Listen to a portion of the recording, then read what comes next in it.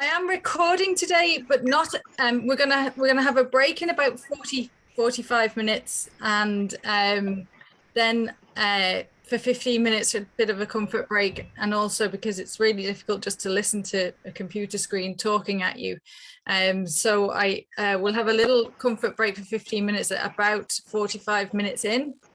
And then when we come back, it's much more questions and answers and a kind of workshop. So I won't record that. I'll stop the recording then.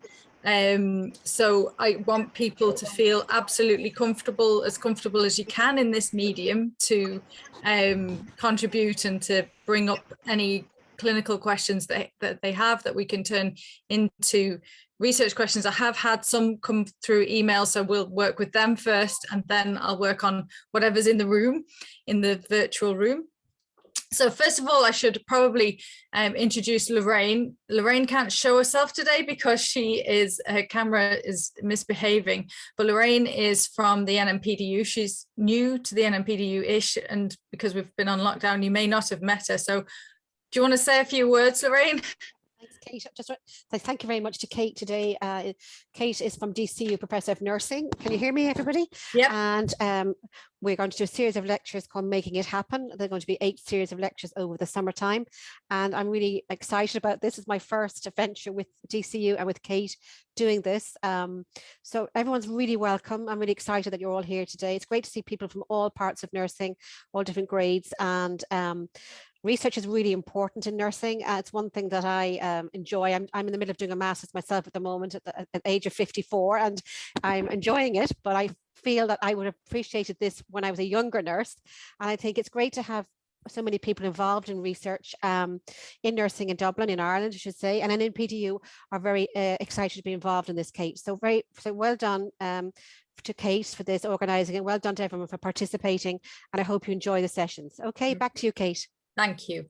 So the purpose of these sessions is to, I mean, obviously we can't do research in these sessions, but the purpose is to, if ever anyone has a seedling of an idea of a piece of nursing research that they'd really like to make happen, then the purpose is to let you know where might be a start. So that's why we're starting with a research question, because that's a good place to start in the research process.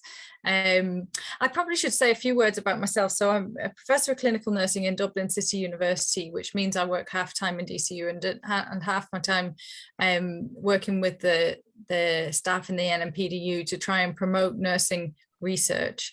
And obviously that's been a challenge over the last while. And we really did think that after everything subsided with the pandemic, we were going to hit you hard. And then the cyber attack happened and that hit you hard. So we kind of, we've been biding our time, and we are so delighted to see so many of you here today, because we didn't know if this is the right time for you to start thinking again about research, because there was certainly a time in February when it was the wrong time utterly to think about nursing research. So I don't know if it's the right time now, but what we want to make very clear is, if you are interested in doing nursing research and now is the right time for you, then I'm here, and I'm here to support you. That doesn't necessarily mean I'll do research with each and every one of you, but I will direct you to the right place and make sure you're on the right footing. So that's the purpose of this research seminar, to try and see, can we get some interest? Can we get some enthusiasm for nursing research?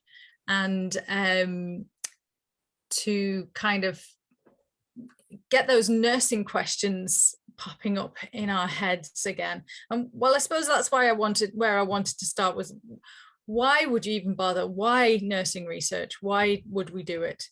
And I suppose, the fact is, nursing is not a profession unless we have our own unique body of knowledge. And that is the main reason why we need to do our own research. We need to have a common language for sharing that research between us as nurses. So we have to share that knowledge base. So there's a common core fundamental knowledge base in nursing. And it's really interesting, because quite a lot of the questions that come in would be about the things that I feel are quintessentially our common core elements of nursing, whether you're working in intellectual disability or aged care or in the community or in intensive care. You know, the questions that came up to me through email are all about kind of communication and ethical questions, everyday ethical kind of questions, which is kind of the core knowledge. That's our strength, that's our balance, and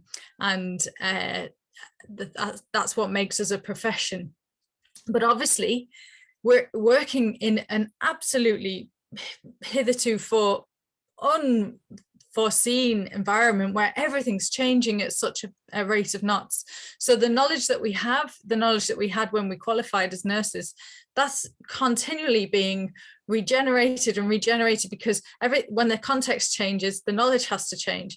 So obviously we can't just stand still, because if we stand still, we will no longer qualify as being a professional discipline. We have to have our own knowledge base in order to be a profession.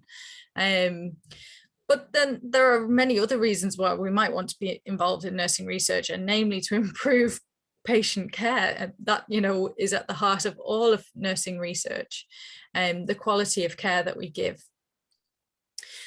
I think there's another reason that's often not put forward in these kinds of talks about why we would do nursing research.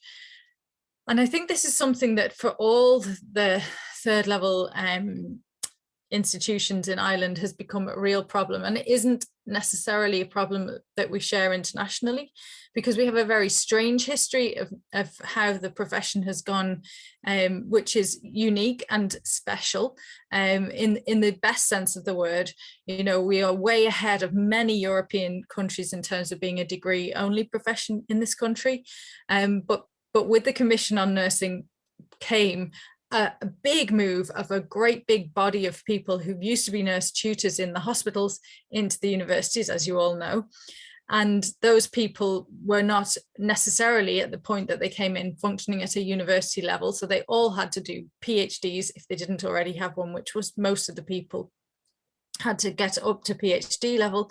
And therefore, then there was a massive intense effort in all of the schools of nursing across Ireland to get those people at the PhD level, and then the recession hit, and not much more interest has been put into developing nurse thinkers, or the next generation of nurse educators.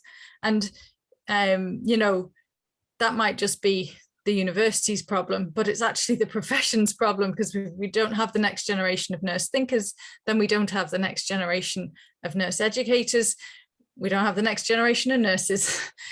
So this is a crisis that's about to hit, because everybody who was, well, a large proportion of the people who were brought in after the Commission on Nursing to the universities are of an age that now they're kind of coming up to retirement, and there'll be whole schools kind of decimated unless we do something to try and kind of encourage nurses. It's, for me, nursing's like a stool. It's got three legs, and it'll fall over without any one of those legs. You could say four legs like a chair, because there's nursing management, there's nursing education, there's nursing practice, and nursing research. And those are, you could put academia into one leg, and then it's a stool. So whichever way you look at it, those are all necessary. You can't cut one of those off and think that the nursing will have its balance, because it won't. It needs all of that. So nursing is not just a thing we have to do at the bedside. Some nurses have to go into academia, some nurses have to stay in clinical practice, and some nurses have to go into management and you know, and education. It's all there. We need it all. I suppose one of the frustrations I've had in this job is to try and create, you know, a pull factor for nurses to go into research, because I'm knocking at the door of CNSs and AMPs saying, do you want to do some research? And they're saying, are you for serious? Have you seen how many people are in my clinic? And it's very, very difficult for any, as we all know, for any clinically facing nurse to think that they would spend a portion of their time doing research if they're not going to be backfilled for that time, because nobody does their work when they're not there. And so it just creates a constant bind where nurses don't feel able to leave the bedside to do research. So there has to be a pull and a push factor in order to get nurses to think about research, because we don't just want the next generation of nurse academics. That's not the only reason. We need the nursing knowledge, and who better to come up with those questions than practicing nurses? In fact, nobody better to come up with those questions. So that's why we're here. They're all the kind of complex reasons, and we have this unique history and really special, like across Europe. Many countries will be very jealous of the system that we have, where we have degree-only nurses, and we can claim that professional status, but we can't unless we keep kind of re-establishing the academe, or the knowledge base behind which we can stand as nurses. So I wanted to talk a little bit about different routes into nursing research, because I think that this is something we don't talk about very much. So hopefully this will be interesting to you. So a lot of nurses I talk to feel a bit intimidated by the idea of doing nursing research.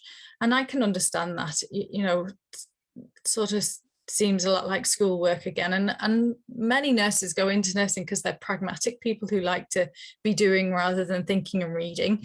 And that's not all nurses by any means, but that does characterize many nurses, because that's why we choose a very practice-based profession. But so I wanted to try and break it down and see if that makes it more appealing to people. So one of the ways into research is to do a master's, and many of you have done masters. Even some of you here have PhDs, I know. So you could do a master's, and the traditional thing that nurses do is a taught master's. But there is another type of master's, which is a master's by research, and there are no taught modules on that, or there could be one taught module, but mainly that would be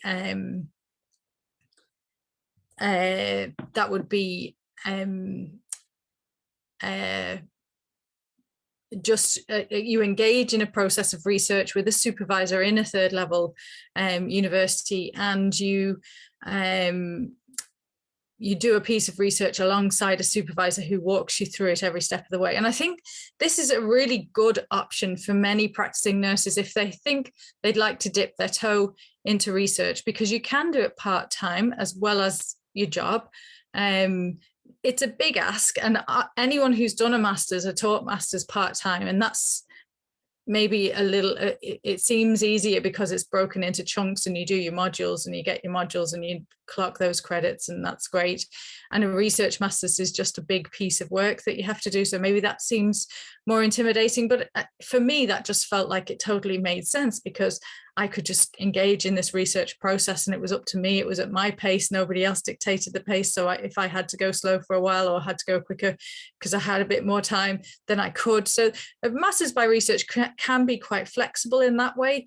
And just as likely to get funding from the NMPDU to do a taught master's or a master's by research. And at the end of a master's by research, you are a much more adept researcher than you would be having done the small piece of research at the end of a taught master's. And that's the real advantage of doing a research master's. If you think that you want to stay in clinical practice, and you have a real passion for staying in clinical practice and maybe moving through the CNS or AMP routes, well, AMP is a bit different, but maybe the CNS route, then maybe it's a better choice for you to do the taught masters and get that breadth of knowledge in a range of different nursing subjects. Whereas if you think, do you know what, I just love research, I love reading papers, I love critiquing papers, I like working away, and then you could think about doing a master's by research. And obviously it's a lot more independent way of working, because you'll be working with a supervisor, but it's less broken down because it's just in one big thesis at the end. And what the other advantage of doing a master's by research is, it's it's about sort of a couple of years in. Instead of finishing with a master's by research, if you decide you really love this topic and you and your supervisor think there's enough in this topic to warrant a PhD, you can do what's called a transfer viva, where you'd have a little oral examination on the subject, and you can flip into it being a PhD, which is that's the route I took into research. So that you never actually get the master's, because you convert it into a PhD. So you can do a couple of years and then you can say, this is not for me, I'm going back to clinical practice. Very nice to do the master's, but it's not for me. Or you can flip it at that point, as long as the topic is meaty enough and you and your supervisor are still feeling enthusiastic about it, you can flip it and do the PhD.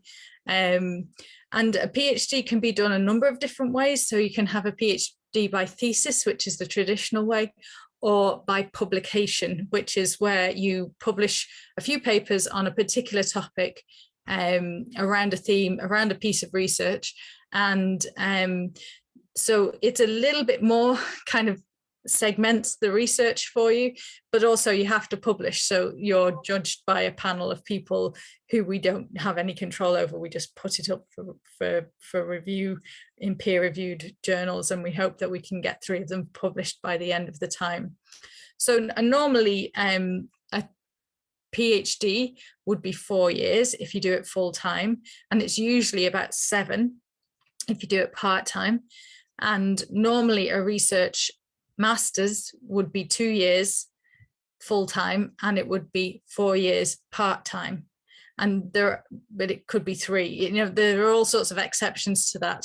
And I did my PhD full-time in 3 years. So it is possible to do that. Hard work, although it is.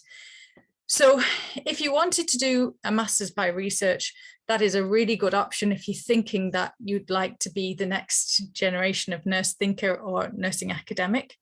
And if you want to do that, you can start looking for funding to help support you with that. So like I say, the NMPDUs will fund masters by research, same as they would have taught masters if you can make a good case. And obviously there are the conditions around not having been, I think it's in the last 3 years, if you shouldn't have had funding in the last 3 years. So that those conditions, is it 5?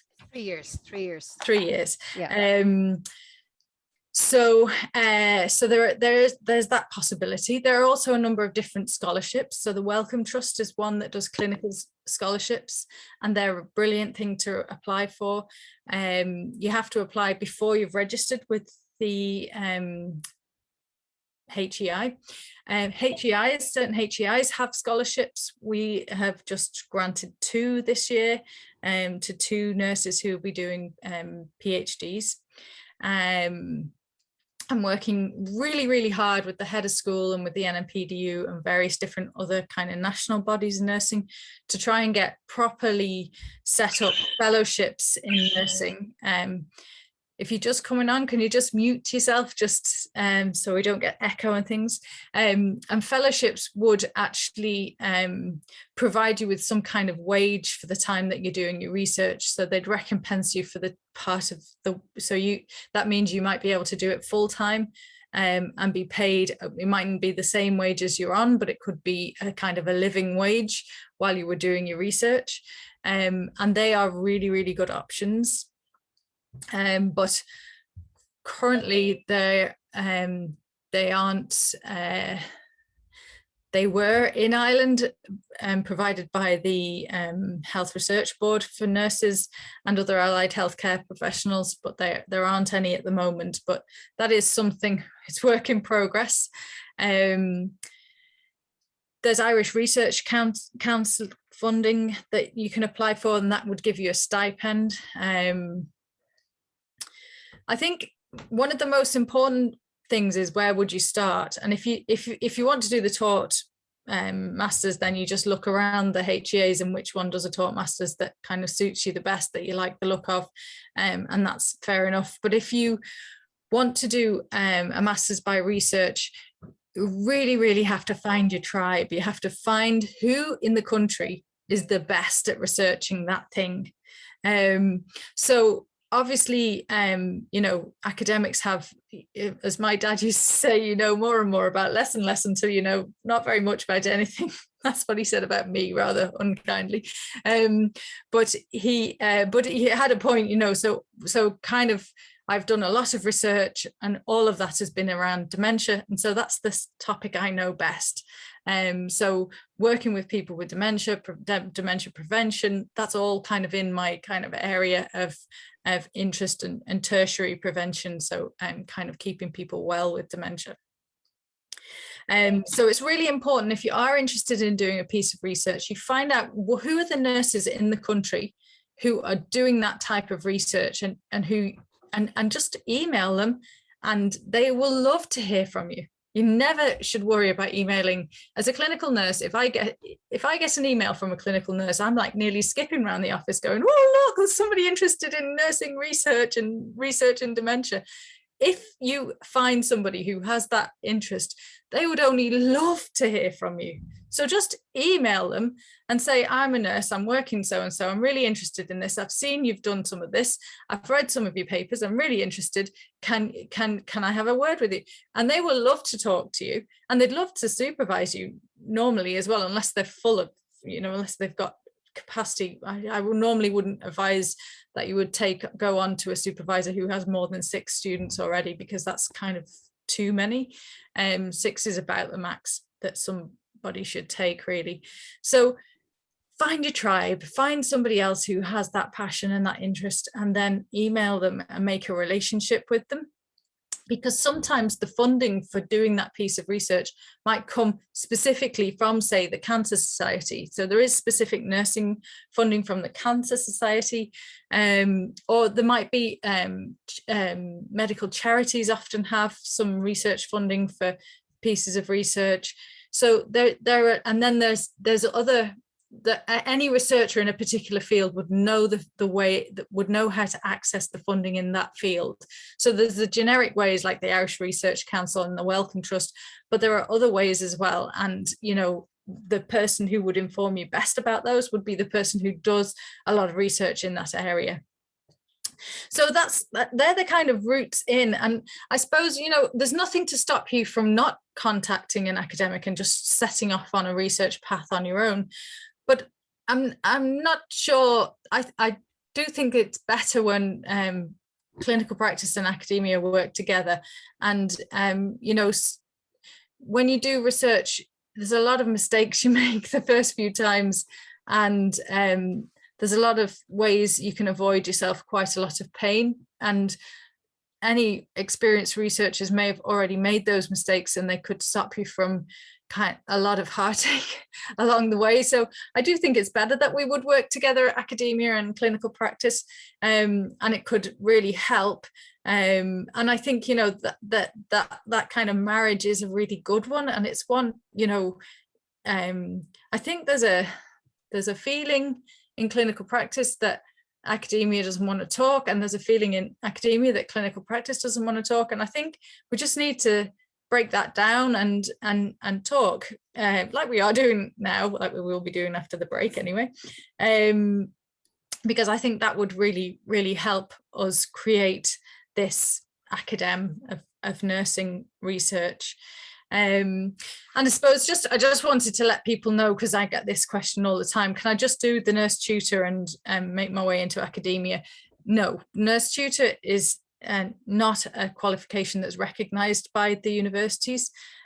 Some universities ask for it, look for it, say it's desirable, but it's for a university lecturer, the entry level is a PhD, and it would be difficult, not impossible, to get a job unless you're at least enrolled on and made some way through a PhD. So the real meat of what I wanted to talk to you about is asking a research question, because this is where we usually start. It's not the only place you can start in nursing research, but it's a logical place to start.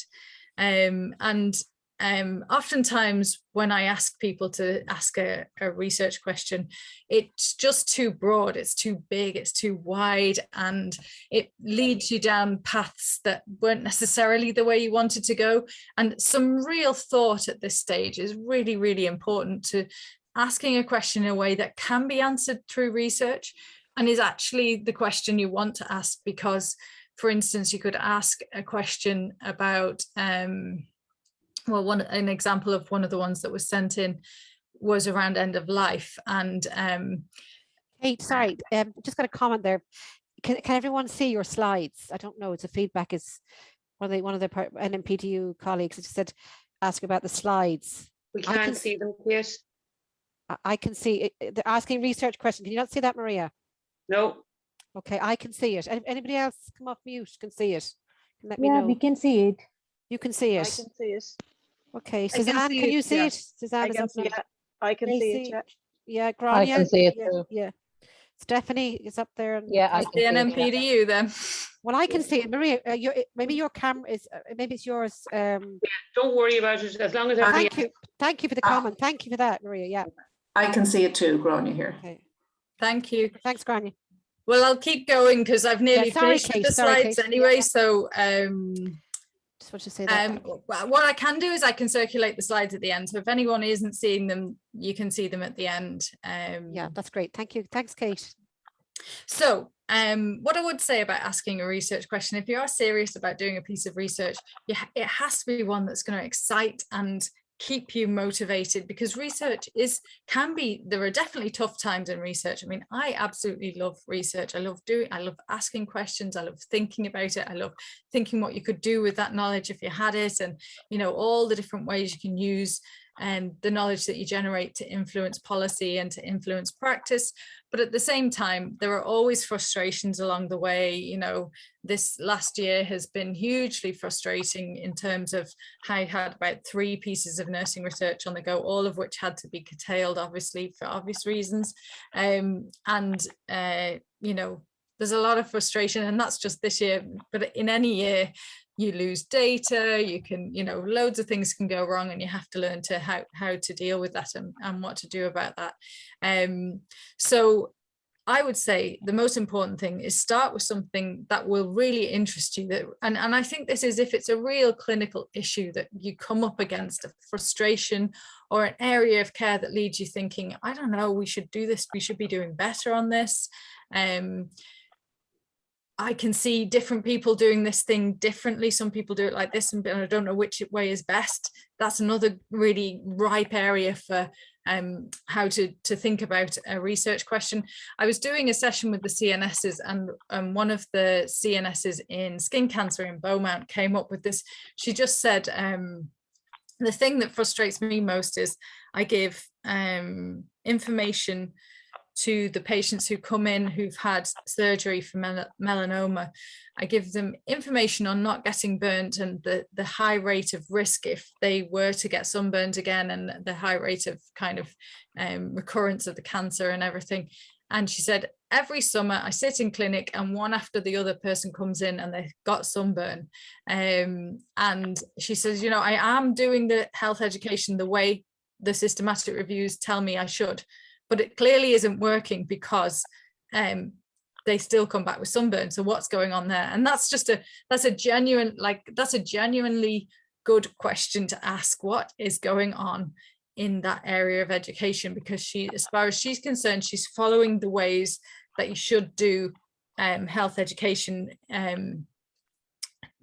But nonetheless, it's not working in her view. And she's seeing people all the time in clinic who are sunburnt. So is it something she's doing wrong? Is there something we can do differently? Is there some way of getting that message across that it has more impact, or is there nothing we can do about it? These are really, really good questions. My own research started, I was working in a care of the elderly ward, and my nickname was "There's always options." So I was always passionate about the care of people with dementia, and couldn't stand the kind of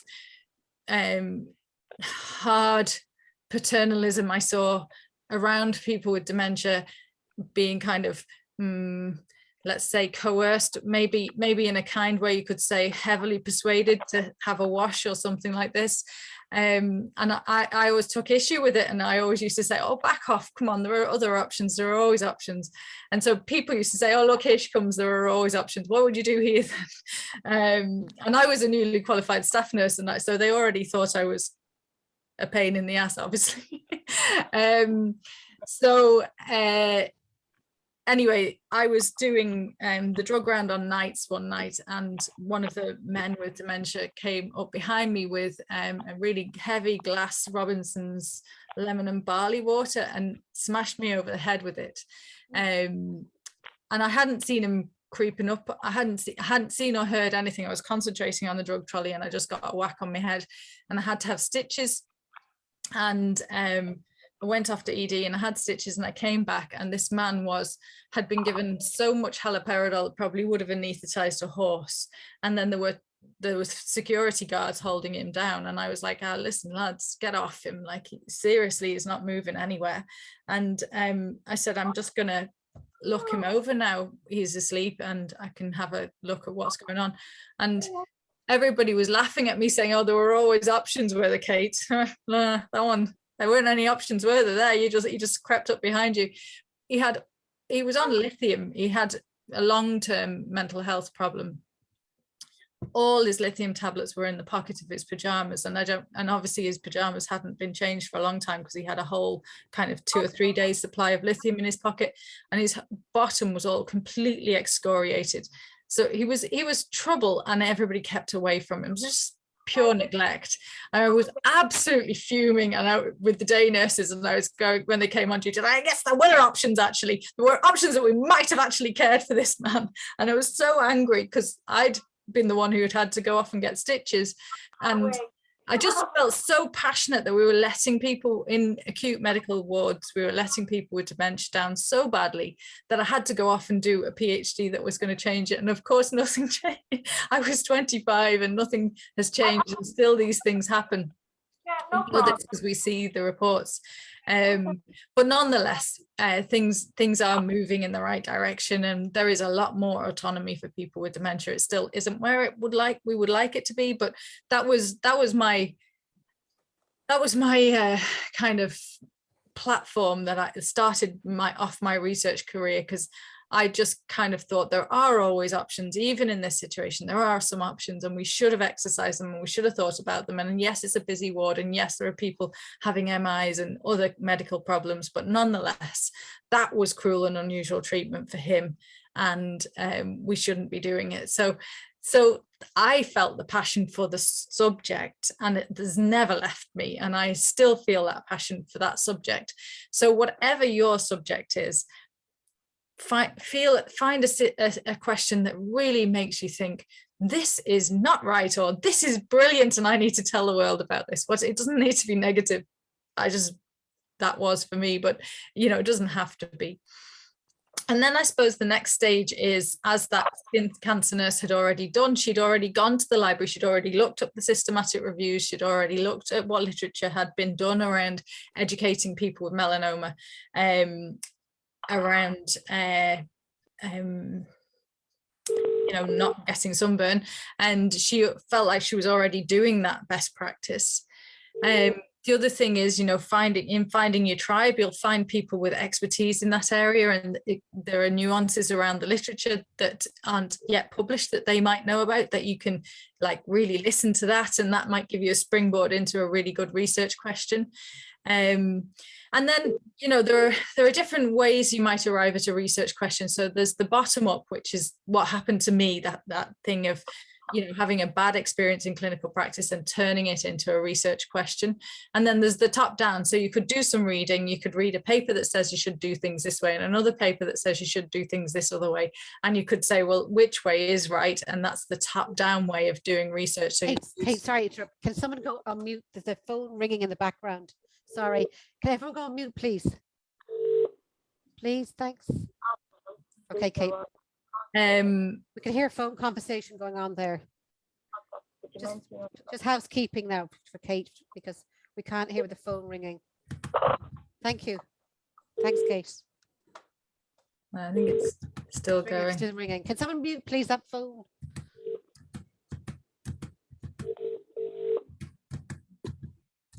Looks like it. It's still ringing. Yeah.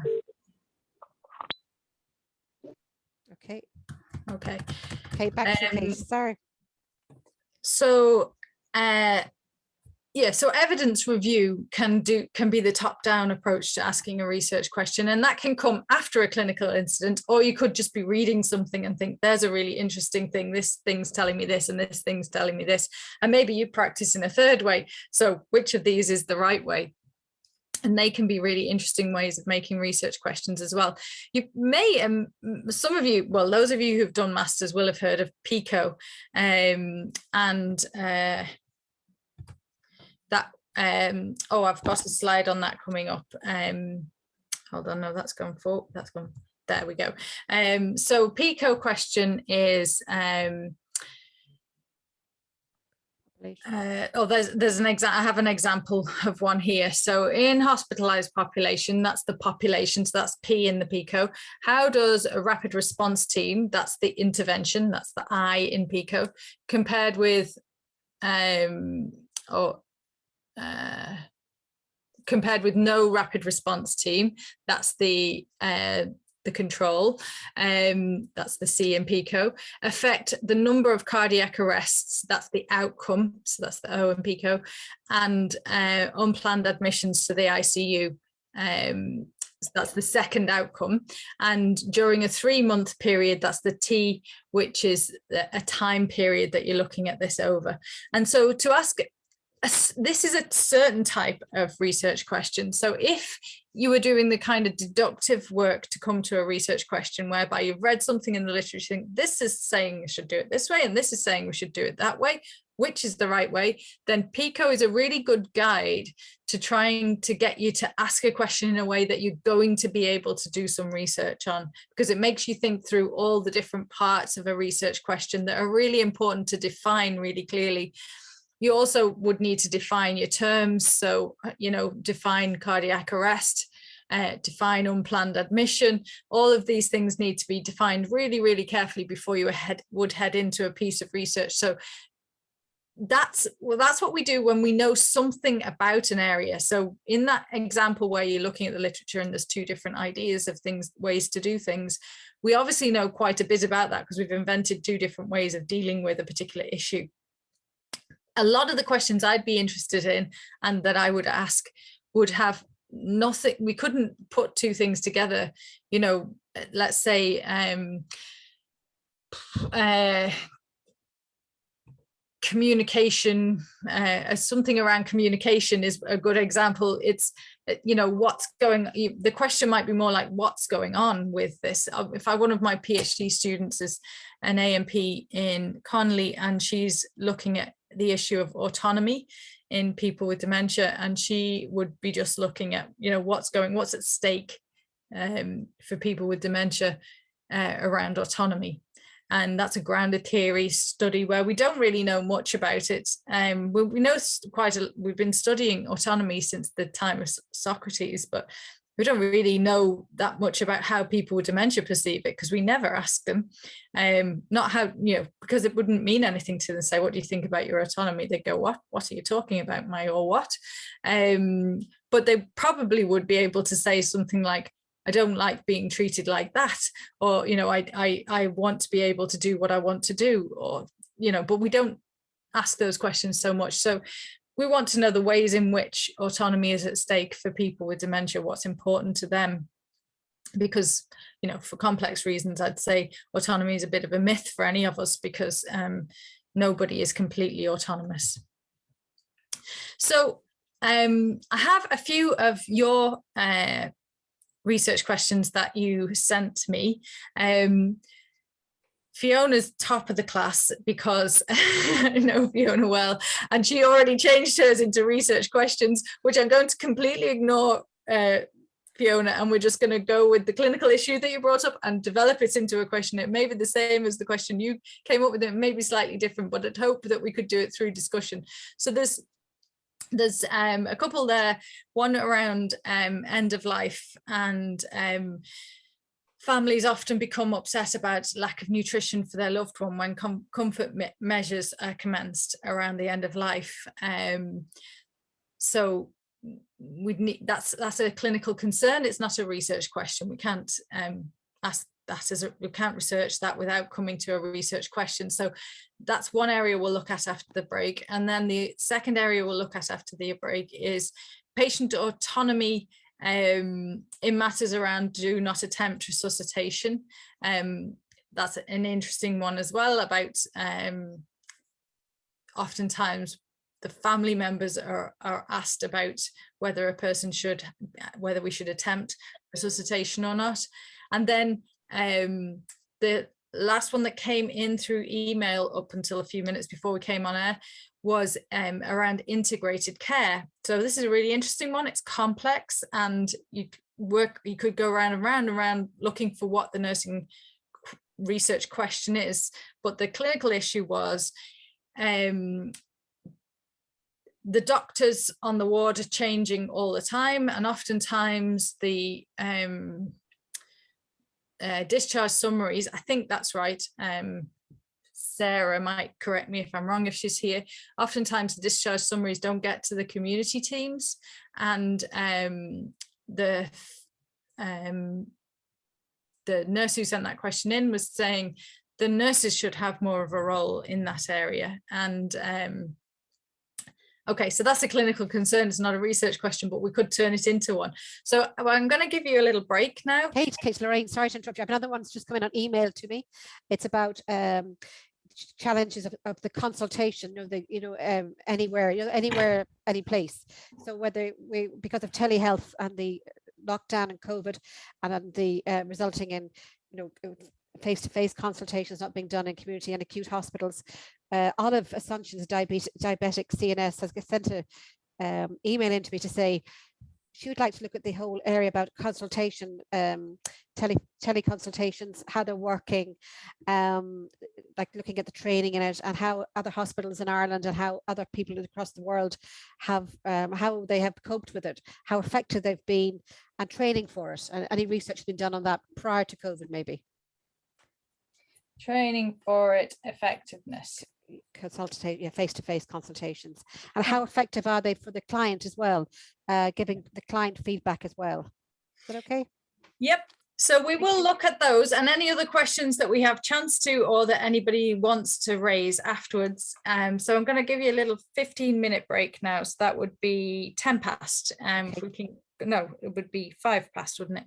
If we can be back online at 5 past, and then we'll start attacking these clinical areas and making them into research questions that might be useful